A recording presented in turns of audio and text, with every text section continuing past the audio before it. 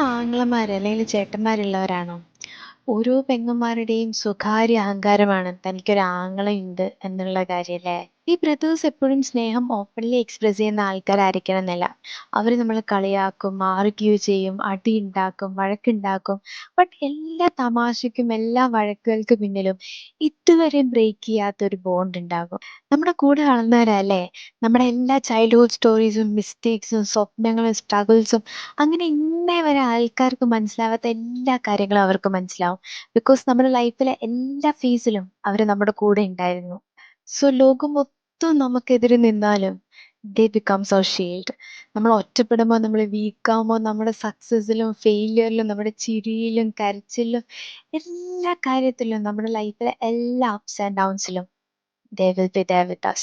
So if you're a person with brothers, you are lucky because അവരെ നമ്മുടെ കൂടെ നിൽക്കുന്നത് പോലെ ഈ ലോകത്ത് വേറൊരാളും നിങ്ങളുടെ കൂടെ നിൽക്കില്ല.